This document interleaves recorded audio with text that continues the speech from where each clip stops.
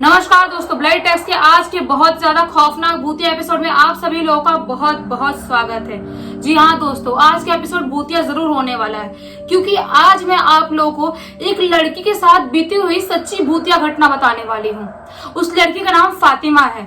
उस लड़की ने बोला नहीं है कि आप मेरा नाम रिवील करो, इसलिए हम उसका नाम रिवील नहीं कर रहे हैं क्योंकि होते हैं बहुत लोग जिनको पसंद नहीं होता अपना नाम आगे लाना, तो इसीलिए उसका नाम हम फातिमा रख देते हैं। एक्चुअली हुआ क्या था, 2015 में उसकी बहन की शादी हो रही थी। उस दिन सब लोग बहुत ज्यादा खुश थे। उसके मॉम डैड सब लोग मतलब बहुत एंजॉय कर रहे थे क्योंकि उसके घर में पहली शादी थी उसकी बहन की। वो और उसकी बहन दो लोग ही उसकी फैमिली में। तो उस दिन हल्दी का रस्म था जिस दिन उसके साथ ये भूतिया घटना हुआ था। जब फातिमा अपनी जीजू को हल्दी लगा रही थी तब अचानक से उसको ऐसा लगा कि उसके पीठ पे किसी ने इतना हल्दी मारा। वो कंफ्यूज हो गई कि मेरे को इतने जोर से हल्दी को किसने मारा पीछे से। तो लेकिन उसने सोची कि मैं देखती हूँ मुड़ के। जब उसने मुड़ के देखी ना तो उसको दूर खड़ी एक काले कपड़े में एक लड़की दिखाई दी जो बहुत ही अजीब सी दिख रही थी। तो उसकी शक्ल भी अजीब सी, उसके एक्सप्रेशन भी बहुत अजीब से थे। वो देख के थोड़ी सी सोचने लगी ये कौन लड़की है, यहाँ पे काले कपड़े में कैसे घूम रही है। लेकिन उसने ज्यादा मतलब देखी नहीं, इग्नोर कर दी। उसके बाद वो हल्दी एंजॉय करने लगी। सब लोग घर वाले बहुत खुश थे।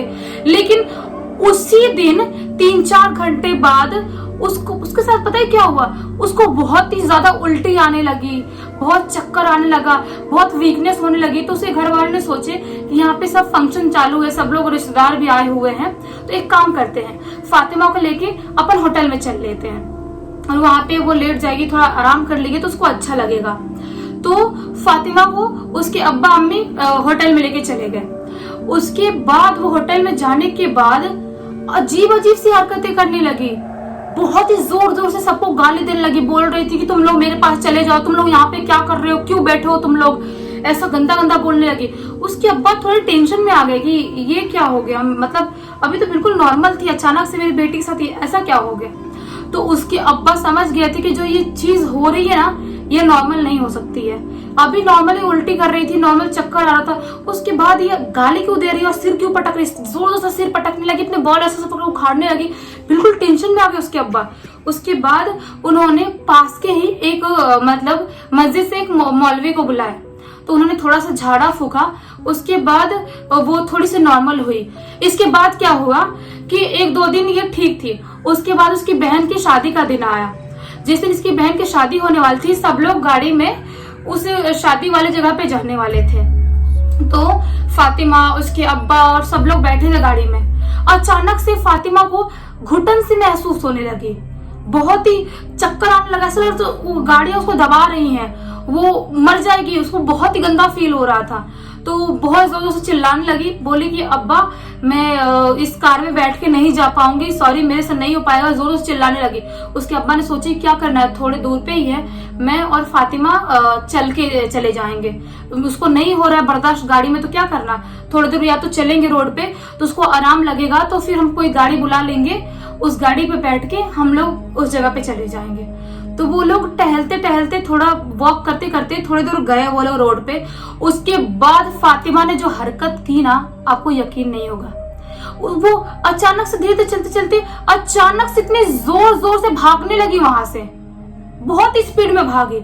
उसके अब्बा बिल्कुल टेंशन में आ गए कि ये क्या हो गया।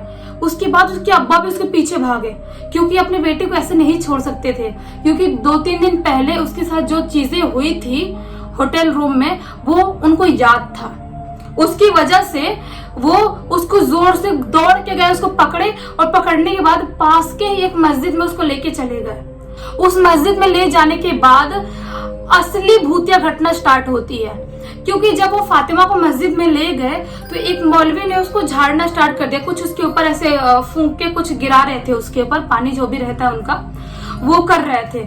उसके बाद फातिमा अजीब सी गंदी हरकतें करने लगी, बिल्कुल ऐसे से बाल उखाड़ने लगी, बिल्कुल ऐसे से पटकने लगी, सिर पटकने लगी, जोर से गाली देने लगी, मौलवी को भी गाली दे रही, अपने अब्बा को भी गाली दे रही, सबको बिल्कुल पागल सी हो गई एकदम।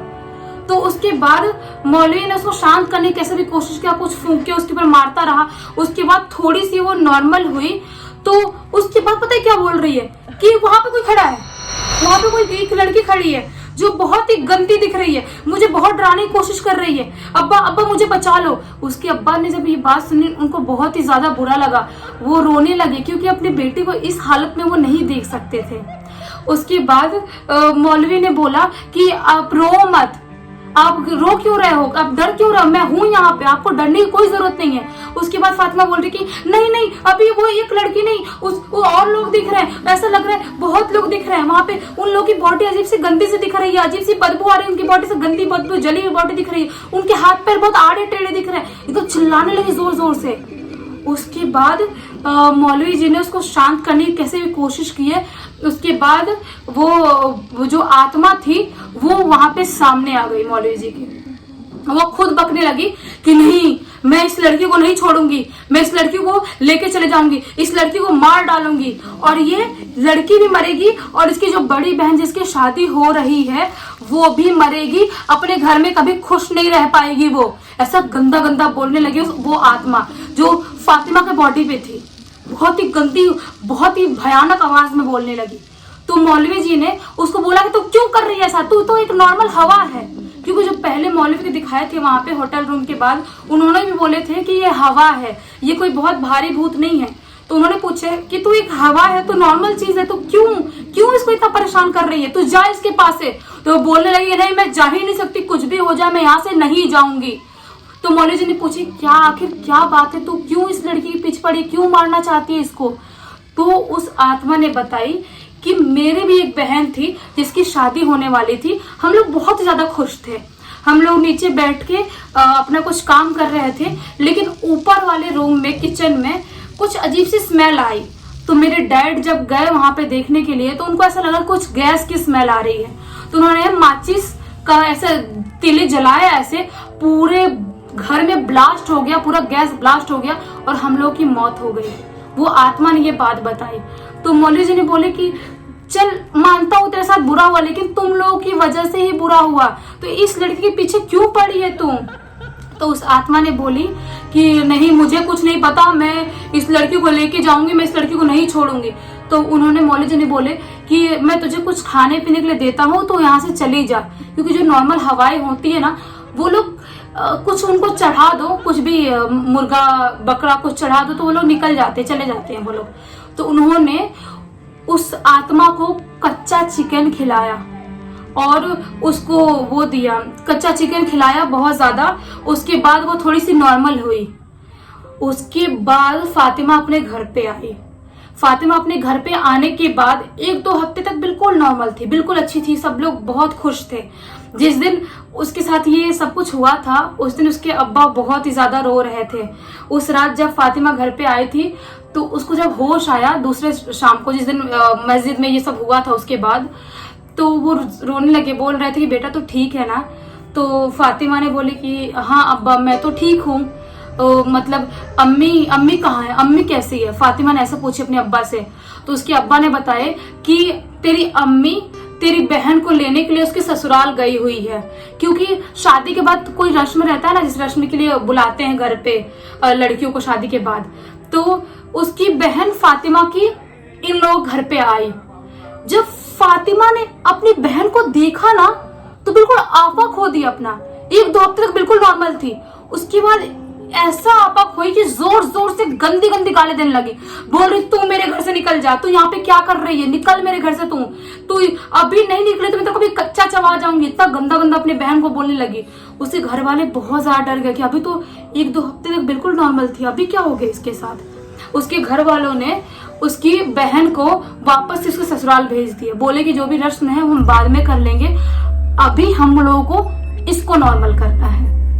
उसके बाद वापस से मौलवी जी के पास लेके गया फातिमा को। जब मौलवी जी के पास फातिमा वापस से गई उसके बाद वो बिल्कुल नॉर्मल थी, 1-2 महीने तक बिल्कुल नॉर्मल थी, लेकिन कभी कभी उसके साथ ऐसी चीजें हो जा रही थी। 2-3 महीने में एक बार, 3-4 महीने में एक बार। तो उसकी अम्मी पता है क्या की, उसके बाद उसकी अम्मी उसको मस्जिद ले जाने लगी, नमाज पढ़वाने लगी, बहुत ही ज्यादा मतलब पॉजिटिव रखने लगी उसको। उसके बाद 2015 से लेके 2021 तक उसके साथ ऐसा कुछ भी नहीं हुआ। उसने ऐसा लिख के बताया है, लेकिन उसने ये बात भी बोला है कि वो हवा है, वो कभी भी आ सकती है। क्योंकि जो हवाएं होती है ना, वो पास करते करते कभी भी किसी की बॉडी में भी घुस सकती हैं।